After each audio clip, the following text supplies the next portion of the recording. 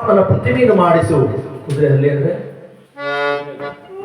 ಕುದುರೆ ಹಲ್ಲೆಗಳಿಂದ ಪರಮಾತ್ಮನ ಪ್ರತಿಮೆಯನ್ನು ಮಾಡಿಸಿ ಎಳ್ಳಿನ ರಾಶಿ ಮೇಲೆ ನಿಲ್ಲಿಸಿ ಪರಮಾತ್ಮನಿಗೆ ಪ್ರಿಯವಾದ ತೈಲಾಭಿಷೇಕ ಪಂಚಾಮೃತ ಅಭಿಷೇಕವನ್ನು ಮಾಡಿಸಿ ನವಗ್ರಹಗಳನ್ನು ಪೂಜಿಸಿ ಪ್ರತಿಷ್ಠಾಪಿಸಿ ಆರಾಧಿಸಿ ಶ್ರೇಷ್ಠವಾದ ಬ್ರಾಹ್ಮಣೋತ್ತಮರಿಗೆ ಆ ನವಗ್ರಹ ದಾನವನ್ನು ಕೊಟ್ಟು ಶನೇಶ್ವರನನ್ನ ಸಾಂಗವಾಗಿ ಪೂಜಿಸಿದೊಡೆ ಆ ಭಗವಂತ ನಿಜವಾಗಿ ನಿನ್ನ ಮೇಲೆ ಶಾಂತನಾಗುವನಪ್ಪ. ಶನಿ ಪೂಜೆಯನ್ನು ಮಾಡು ಮಹಾರಾಜ. ವಿಕ್ರಮಾದಿತ್ಯ ಮಹಾರಾಜನಿಗೆ ಗ್ರಹಚಾರ ಬಾಧಿಸುತ್ತಿದೆ. ಬ್ರಾಹ್ಮಣರ ಮಾತು ಇಡಿಸುತ್ತಿಲ್ಲ. ತಟ್ಟನೆ ಮೇಲೆ ಕೆದ್ದ ಮಹಾರಾಜ, ಏನು ಬ್ರಾಹ್ಮಣೋತ್ತಮರೇ, ನಾ ಜನಿದ ಮಾತನ್ನು ಕೇಳಿ ಭಗವಂತನೇ ಬಂದು ನಿನ್ನನ್ನು 7.5 ವರ್ಷ ಕಾಲ ಕಾಡದೆ ಬಿಡುವುದಿಲ್ಲ ಎಂಬುದಾಗಿ ಶಪಥ ಮಾಡಿ ಹೋಗಿದ್ದಾರೆ. ನಾನೀಗ ಶನಿ ಪೂಜೆ ಮಾಡಿದರೆ ಆ ಪರಮಾತ್ಮನ ಮಾತು ಸುಳ್ಳಾಗುವುದೇ? ಬಿಡ್ತಾನಪ್ಪ, ಖಂಡಿತ ಬಿಡುವುದಿಲ್ಲ. ನಾನೀಗ ಶನಿ ಪೂಜೆ ಮಾಡಲಾರೆ, ಸುಮ್ಮನೆ ಹೊರಟು ಹೋಗಿ. ಆ ಬ್ರಾಹ್ಮಣೋತ್ತಮರು, ಮಹಾರಾಜ ಬೇಡ, ದುಡುಕಬೇಡಪ್ಪ, ನನ್ನ ಮಾತನ್ನು ಕೇಳು, ಬರಪ್ಪ. ಕೋಟಿ ದೇವರಿಗಿಂತ ಶನಿ ದೇವರ ಪೂಜೆಯ ಮಾಡು.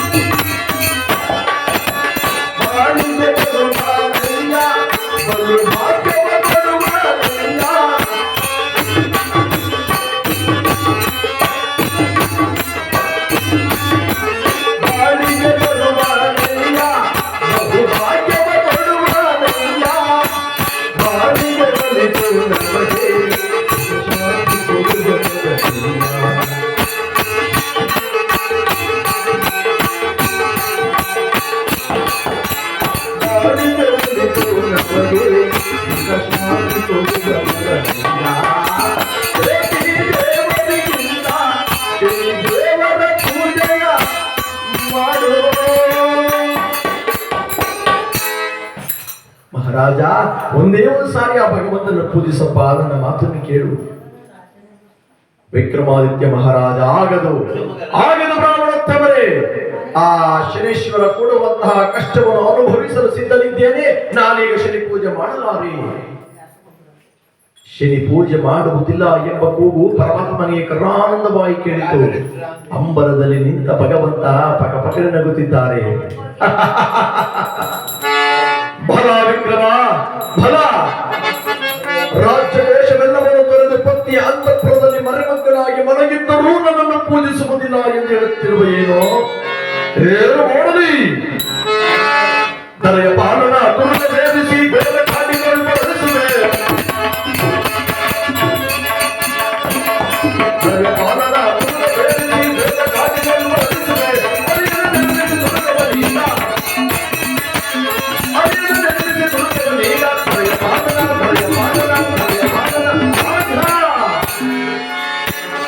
ಮಧಾಂತನಾದ ವಿಕ್ರಮ, ರಾಜ್ಯದಲ್ಲಿದ್ದು ನೀನು ಕಷ್ಟ ಅನುಭವಿಸಲಾರೆ, ನೋಡು ನಿನ್ನನ್ನು ಕಾಡುಪಾಡು ಮಾಡುತ್ತೇನೆ ಎಂಬುದಾಗಿ ಪರಮಾತ್ಮ ಒಂದು ಮಾಯದ ಕುದುರೆಯನ್ನು ನಿರ್ಮಿಸಿದ್ದಾರೆ. ಮಾಯದ ಕುದುರೆ ನಿರ್ಮಿಸಿ ಭಗವಂತ ತಾನೇ ಸ್ವಯಂ ಕಾರವಾನರ ವೇಷ ಧರಿಸಿದ್ದಾರೆ.